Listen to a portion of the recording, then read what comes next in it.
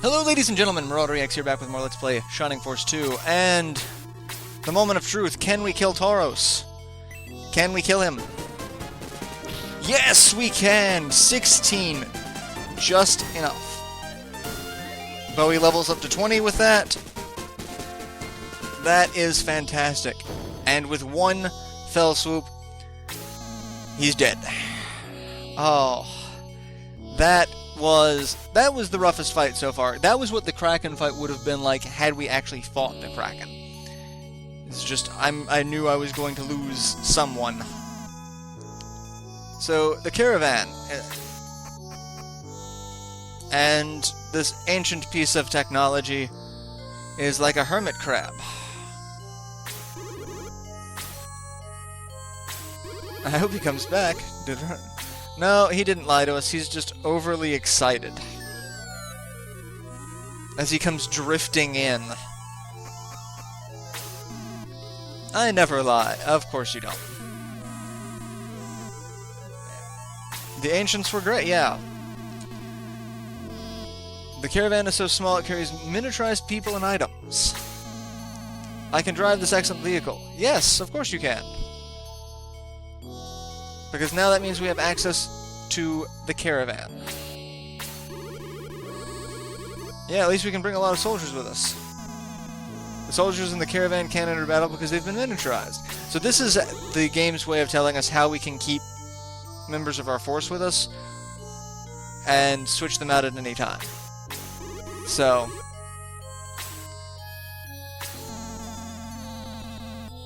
really we have I think the limit is 12, and once we start getting more than that, we switch them out. The caravan, however, will just wait on the world map for us. And we got a healing water, which would have been helpful during the fight. I can lament that. And we head back out onto the world map, and we enter the caravan. And we can have people join, we can have people leave the battle party to go back into the caravan. We can deposit items, which is what I'm going to use this for. We are going to deposit a lot of these items. The status increase items, the promotion increase items, things. Now that we have this, I'm not going to be selling mithril. There's no point to it. It's not a requirement to do. Running pimento gets to be put in there. Warrior Pride, Cheerful Bread, all of that stuff, all of it must go. Basically everything on Luke. There is also a glitch to the game. So, in the last episode, we used the power ring to cast the attack spell on Bowie. There are a lot of items like this in the game that you can use that have that sort of an effect. However, the more you use them, they have a likelihood of breaking. And if you use it while broken, it can actually just destroy the item. So, the break is its way of warning of, oh, you probably shouldn't use this again without repairing it. The glitch is if you just store it in the caravan and then bring it out, it repairs it without having to spend money at a blacksmith to repair it. So, there's the boy who killed the legend. Yeah, we killed the Kraken. I had to Hassan thanks to you. Yeah, Hassan's kind of boring. There's really nothing here. And I like how everyone can see the caravan just sitting outside. It's like, oh yeah, that's ours. I love interesting things like that. I don't even know. That sounds like the cheesiest pickup line that someone at the bar would try to use. And be like, I love interesting things like that. Can I buy you a drink? Alright. I know it's terrible translation. But it is what it is. But that means we now have Rick the Knight. And Rick will be following us until we leave. Like, you'd think this guy, because he's sitting here brandishing an axe. But no. Alright, let's resurrect Sarah and Slade, My first 2 real deaths of the Let's Play, and I'm like, what, 24 episodes in? I'm actually kind of okay with that. Like, I am not a perfect strategist, and I probably could have, you know, tried to redo that fight so that, you know, no one would die, but like I said, I'm not intending to be a perfectionist.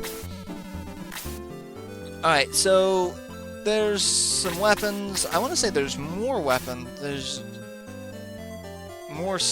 another person here. I think down here maybe the bar? Or not? No. I thought that another weapon vendor showed up, but apparently not. And then we've got just all these people in these dead houses. Dr. Road, are you... Yes, I am a magician. I conjure storms and sink ships. This is Road's house, isn't it? Yeah, this was... Oh, no, this is... Oh! It's just another priest. Then we could be related. Quite possibly? Maybe? Our ancestors came from Paramecia, chased after a soldier called Max. So that is another connection to Shining Force 1. They lost his trail at the shore and then split into 2 groups. One group went back to Grants by way of Devil's Tail. And what happened to Max? He wasn't found in Paramecia, so maybe he went to Grants. I think I'll take a nap now. Bye! Like, really? Really? But that gives us some information that we can go back to try going back to Grants through Devil's Tail. So, I really thought... Oh, it's you! It's this guy. This one guy just selling weapons shadily by the entrance. Alright, so these are weapons that you sit here and think, oh, holy crap, these are all expensive. Broadsword costs 1,600. Bowie can't equip it because he's not promoted. That's the problem. All of these weapons are promotion only, which if you look at, like, you've got leather glove. Who uses it? Who do we have that uses the glove? We don't know yet. That's impressive. Flail, robin arrow. I thought a robin arrow could be used by a regular... No, that's... All of that is promotion only. Power spear, battle axe, that is a promotion only. So, I could do some power leveling to get some new items. But what we are going to do is we are going to join. Oh, what? I guess I still had enough space in my party to have Rick join us. I thought at this point I'd have to switch him out for Kiwi. But apparently not. Alright, so let's buy some healing items, shall we? We're going to start switching over to healing seeds. They are infinitely more expensive, but at this point, more useful. So everyone's going to get 1, and that should be enough to keep everyone on the up and up in upcoming fights. And then once I have to switch to the unfortunate side effect of healing drops. Actually, by that point in time, I probably shouldn't need too much. I didn't mean to do that, but okay, I can switch one to someone else just to make sure. And then I will supplement the people who don't need weapons. They will also get some medical herbs as well. So that's... I've just burned through most of my savings just by picking up healing seeds. Alright, let's do... Well, I still screwed up and gave everyone... Slade has more than one, because I kind of derped on that, but it doesn't matter. Having an extra is not going to kill us. So... And you don't want to overload everyone, except for like Kiwi, someone that you know their specific purpose is going to be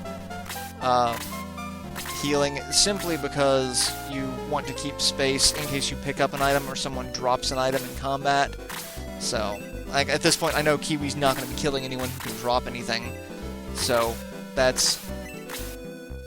But, still, trying to keep it, you know... Alright, that should be good. Alright.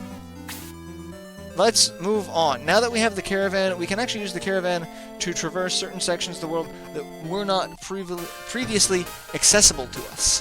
Which, the first area is right over here. It's like, this section here, it's, you know, we can't go in the water because it's not the caravan's not a raft, but it's kind of off-road, all-terrain type. So we can go this way. And we go up here, and we get some awesome music, and some dwarves who came from Grants to look for mithril. Recent earthquakes buried the tunnel. My friend is sick now, we can't dig out the tunnel without him. Now let's go talk to his sick friend. One of us went to look for the fairy. I hope she's alright. Or I hope he's alright. So, the fairy, however, is supposed to be able to heal their sick companion, who would be able to dig out the tunnel that would supposedly take us back to Grants. We picked up the dry stone there, which comes into play later, which means right now it's just getting put back in the caravan, because, again, I don't need to keep crap on me anymore. And you have no idea how happy I am about that fact. Alright, so that's really all we need to do. And we can now cross that section, and now we can cross this section. And it's really difficult to see, but if you look very closely, there's a square of trees ahead of us that looks just slightly different than the trees around it. If we step on that, we find the Hidden Elf Village. And this place is just full of stuff for us. Fairy powder that's going to get sold. We got, you know... Fairy has not returned from Creed's mansion, so... no, I don't know the fairy. I just got here. We can stay here as long as we like. This place is home to a lot of items that we need. Like the secret book. That is a promotion item for Kazan, or any other wizard, or sort of what, I forget what class Kazan actually is at the moment. He's a mage.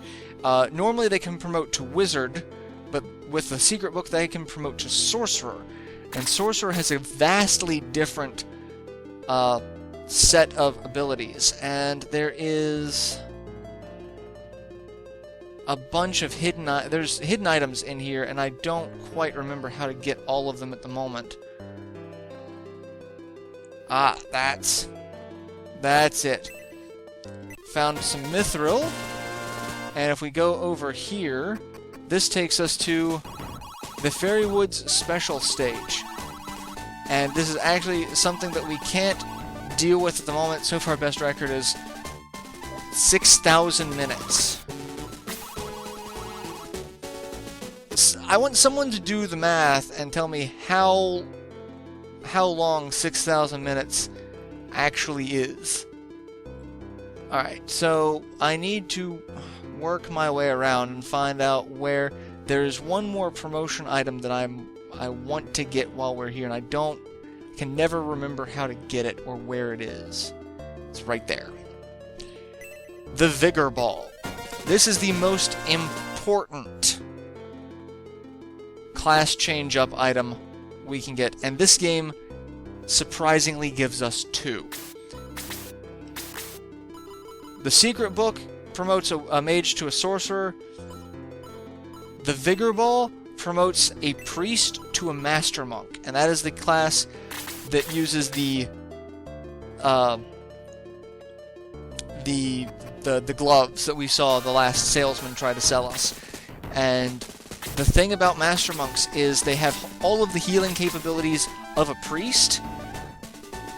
So all of Sarah's abilities, you know, carry over. But then her attack shoots through the roof, and she becomes a very formidable melee combatant. The problem is, we're getting ready to have a pick of a force member that will actually work out a little bit better as a Master Monk to start with. But I think what I'm going to do is I'm going to have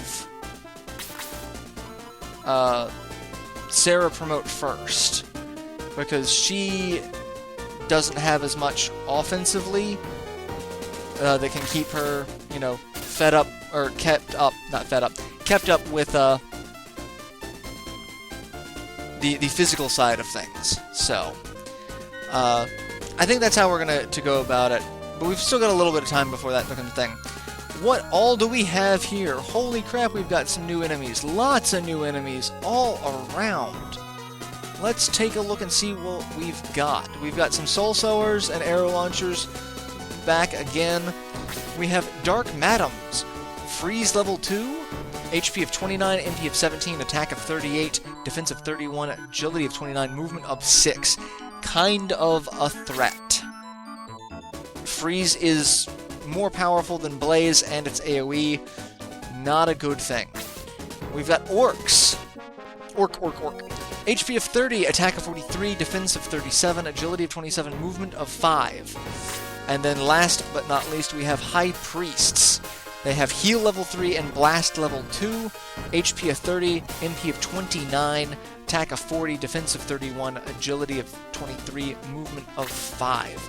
These guys are not to be trifled with. They are a threat. And this is a fodder fight that is designed to help you promote people. And that's what we're actually going to use it for. I want to get everyone who's not already 20, or who's, you know, capable of getting to 20. Like, that really just excludes Kiwi. I'm sorry. That's it. I want to get everyone to 20, and everyone is close enough to it that I think it's possible to do in this fight, and then we can just promote everyone all at once. A lot of people were asking if I were going to promote later than 20, and I was discussing it, because I've mentioned it before, your stat gains post-20 are better than pre-20. So you'll get higher stat gains when you level up, so people tend to want to not promote and just continue leveling that way so that they get better stat increases. However, when you promote, the curve for stat gains resets and goes back down, which means you get kind of crap stat gains. So if you promote from 20 to 20, or if you level from 20 to 21, you'll get a better stat increase than promoting at 20, becoming a level 1, and then promoting to level 2 of your promoted class. So, I'm thinking I'm just going to go ahead and promote everyone at 20. I know that's not going to be the best stat gain, but that's also the most realistic gameplay. People who play the game for the very first time, once they find out that they can promote, they're going to promote. Especially when you start seeing vendors like the gentleman back in Hassan, who, you know, has no capability of selling you something that you can use because you're not promoted. It's like, we cannot use any of those items because we are not promoted yet. So it is what it is. If you want to actually stay concurrent with weapons. You don't have to stay concurrent with weapons. It won't make or break you. It will make things a little more difficult until you start getting those attack stat ups from, you know, that in essence power leveling. Because I do consider it a form of power leveling. It is basically making the mechanics work in your favor for better advancement than, you know, what the game would normally expect. Not that there's anything wrong with that. It's not a bad thing. But it's yeah. Like I said, I'm just going to apparently double attack with May, and May is going to be our first to 20. Way to go, May. Yeah, I'm just going to stick with, you know, getting everyone to 20, promoting. So that's, like I said, I think that's the most realistic experience the game would go for. So that's what I'm going to aim for. And I'm about out of time, so I guess I'll go ahead and end this episode here, and we'll start back up on the next episode where I continue getting people to 20, and then we'll go back to Hassan or Fairy Woods, because they've got a priest there, and we can promote. So yeah, I'll see you guys in the next installment. Till then, later everyone.